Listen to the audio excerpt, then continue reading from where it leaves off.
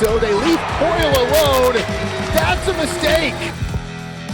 And Anisha Jackson became the 30th player in program history to reach the 1,000-point milestone. Week 11 of Siena basketball is here, and it's now a critical period because we are now halfway through the season.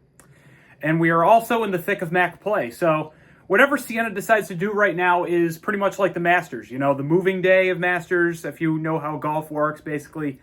Siena's either got to go up or down in the MAAC to decide their seeding in the tournament. Looks like the Saints, at least, on the men's side, are trending upwards. Big win over Mount St. Mary's, first game we're going to be talking about, and we can thank this man, Brendan Coyle. In the second half, Coyle was on fire. How many three-pointers? 7. 7 in a row. He's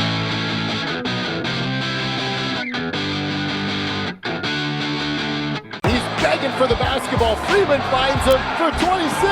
Oh! Nothing's really going through your head at that point.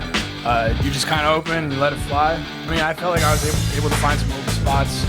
They blitzed a lot of ball screens, so just trying to make myself available for my teammates to hit me. I've hit 9 in a game. I don't think I hit 7 in a row. I don't think I've seen that onslaught in that short period of time.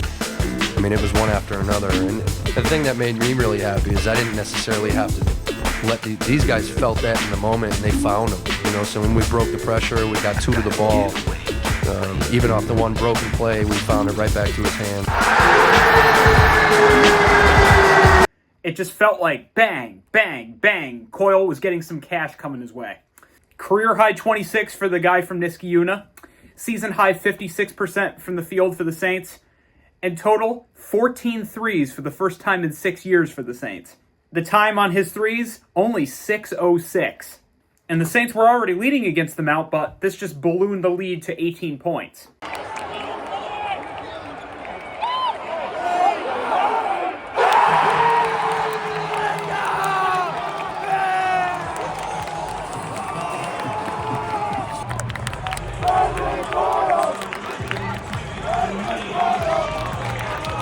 Our next takeaway, this was the 1,200th all-time victory for the Saints.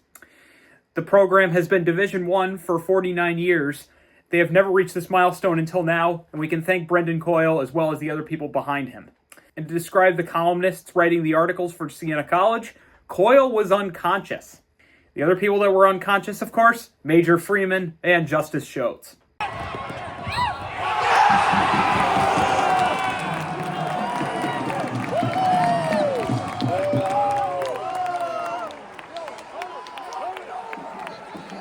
Schultz had 18, 6 assists for the Saints. Major Freeman had 17, 7 rebounds. And it was a bit of a scare for the Saints because Mount St. Mary's was pretty good. They were very good in the non-conference stretch. They also beat Miami, an ACC team. However, Miami's been struggling lately, and that was also the final game they had under head coach Jim Larinaga, who stepped down at the end of December. Against the MAAC, however, the Mount has been slumping lately. We talked about it last week on the show, but they had just barely won over Sacred Heart, and then they lost their next 2 games. And the other thing about the Mount was they were one of the MAAC teams that had most of their guards stay. Dola Adebayo and J.D. Cordelia are still with the team, as well as Dallas Hobbs, who fouled out during the game. But they also had some new players arrive, including Carmelo Pacheco, Javon Irvin, and Orlandis Keys. Siena also had their only 4th lead at halftime. The Saints, usually not a very strong first-half team, of course, coming on in the second half, but it was still a very good thing that the Saints were sharpshooting over the Mount throughout most of the very beginning.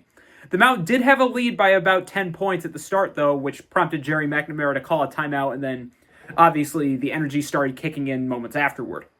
And, obviously, the student section was back. All of the cheerleaders and dance team were there as well. And all of the athletics teams were there in attendance, including the softball team, which was awarded at halftime. The softball team went to the NCAA tournament this past spring. And also, the baseball team and lacrosse team filled the dog pound. You're looking at some videos I shot of them cheering on the Saints. They were very, very raucous, at times getting a little fruity.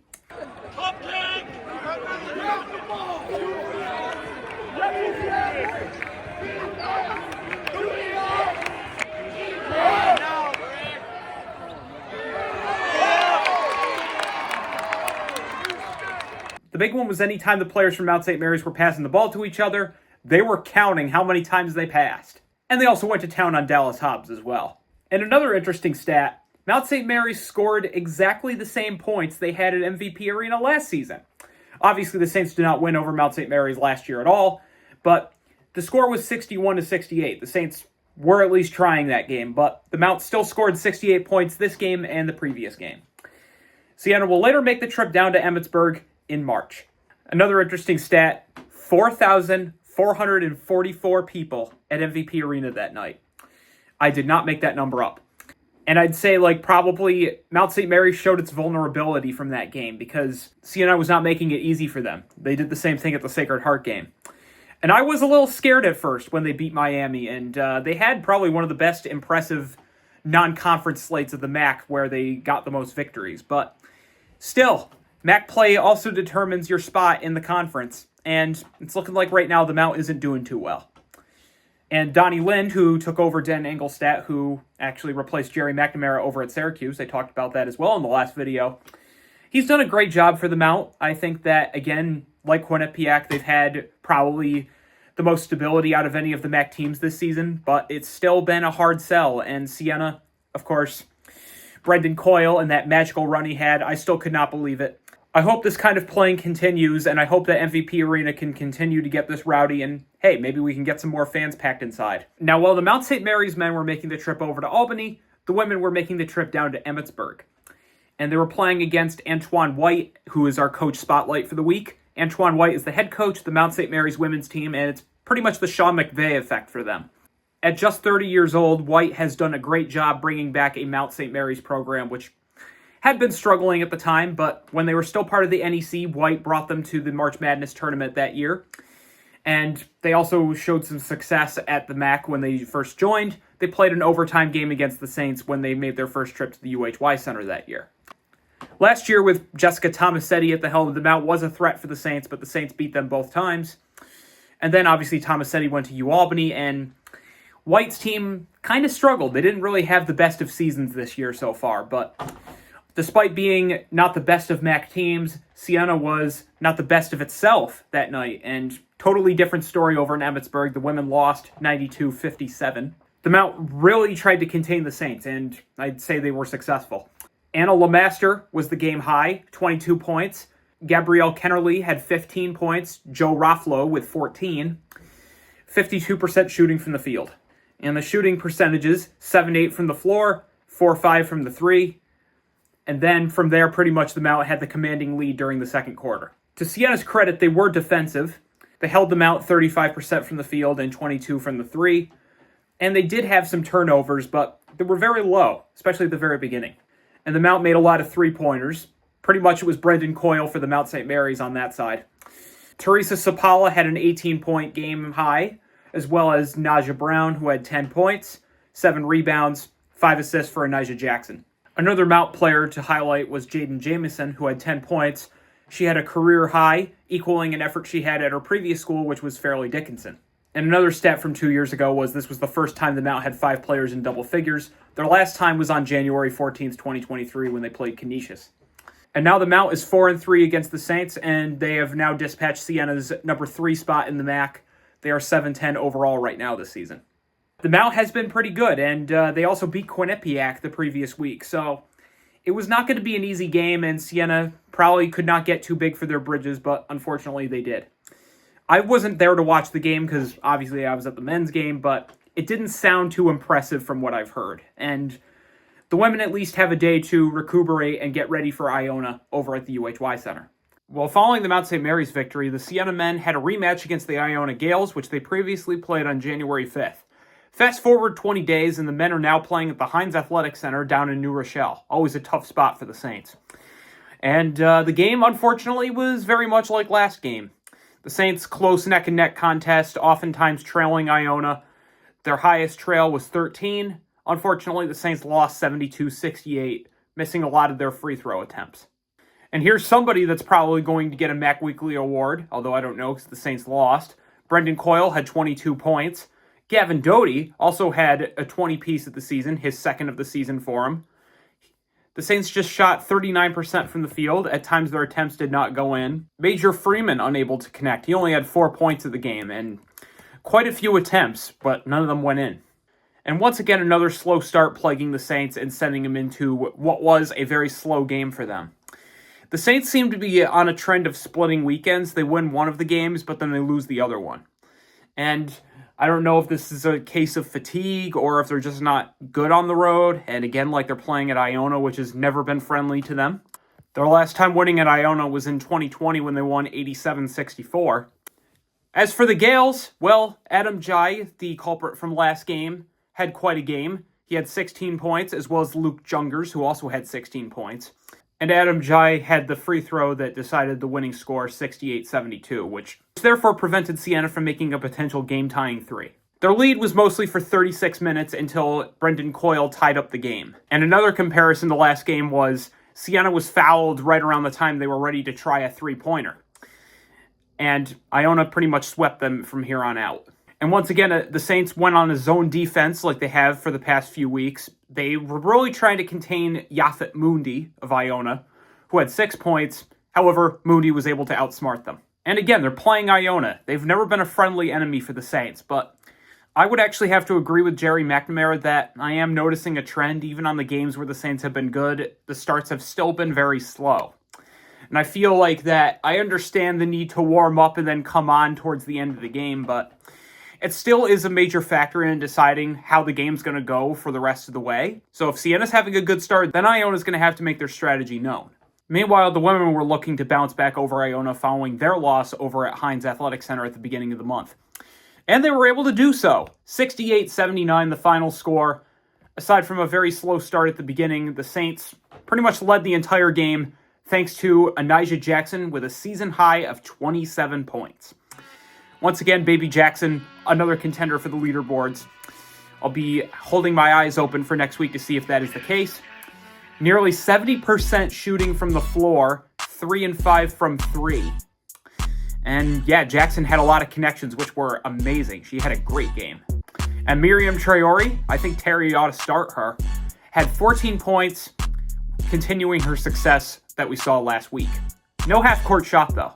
And going back over to Baby Jackson, because she was honored at the beginning of the game for her 1,000th point that she scored last week. She pretty much had Siena for the entire first half. And she even outscored Iona.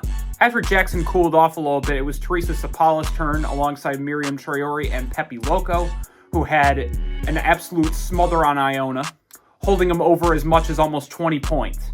But then, the Gales started to answer, and at one point, they led. They led by 3 points, thanks to 2 3-pointers that the Gales made. And there were also lots of turnovers that started to doom the Saints, but as Terry Primm said, they kept their cool. Keeping their cool paid off. Once again, thanks to Loco, Traore, and Sapala, they had lots of possession changes, which helped the Saints deliver 7 straight points, and after the run, they were up by 4. And going back over to the shooting from the free throw line, this game was the highest so far this season at 88%. Despite the loss, it was still a good day for the Gales.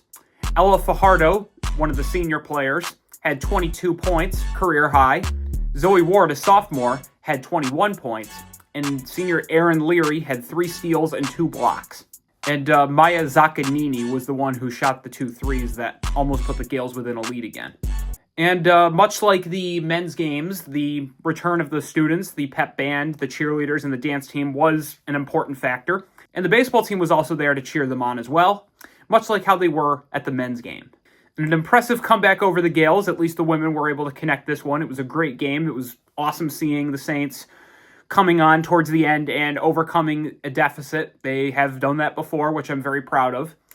And Pepe Loco is starting to settle into the team, which is great because obviously, you know, Terry Primm's been very shorthanded. And I should also mention Zariah Price is out. I forgot to mention that earlier, but once again, with more players being injured, at least we know that we have some backup on the team that we can count on. And Anijah Jackson is willing to put her Siena career off with a bang.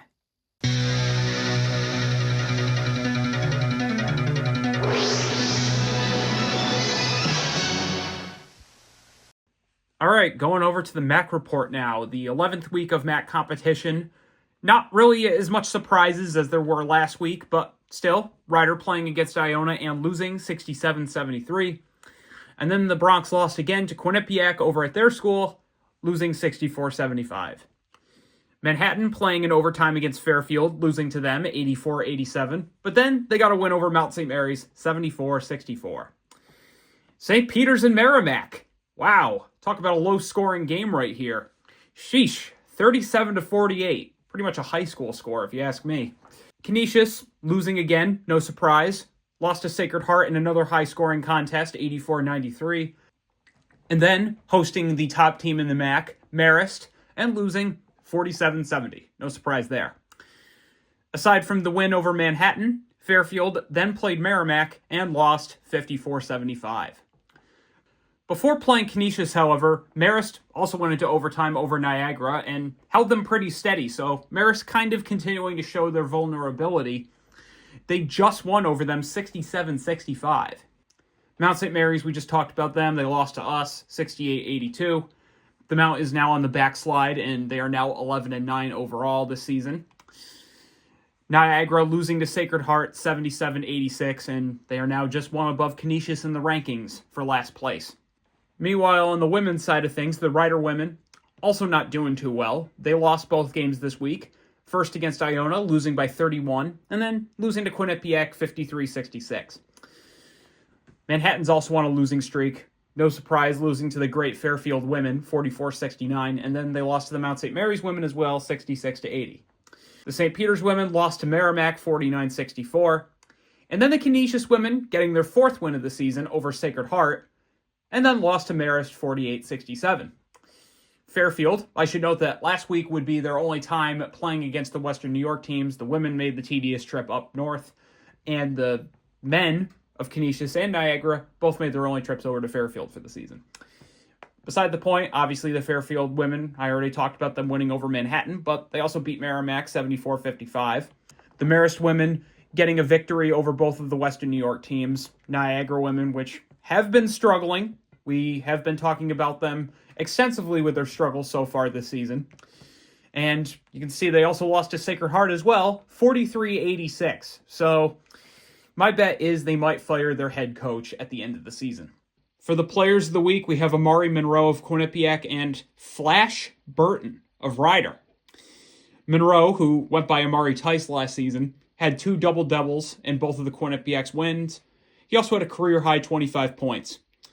And as for Flash Burton, career-high 21 points over Marist in that throw the Bronx played last week. On the women's side, once again, Gal Raviv of Quinnipiac continuing the awards. She has done a great job this season so far. And Megan Anderson of Fairfield also getting the award as well. She averaged 27 points this week.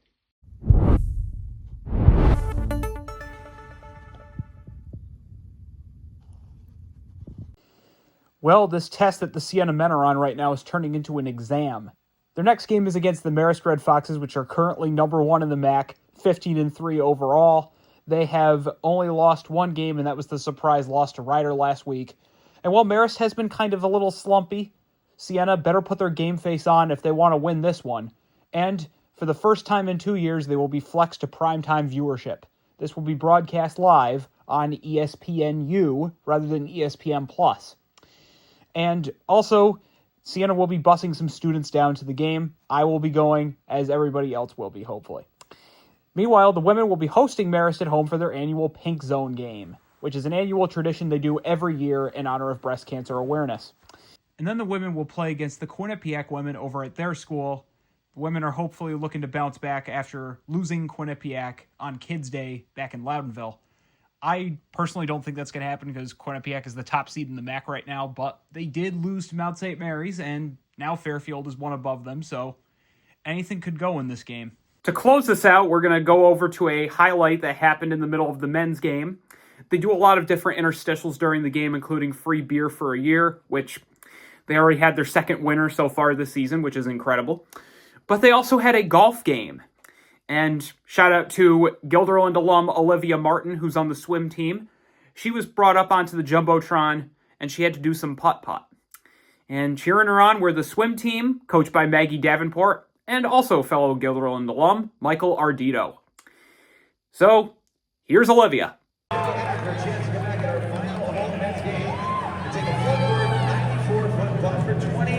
$1,000, Olivia. No pressure. You ready, Olivia? Tonight, just playing for Siena Polo. And her first ball is up.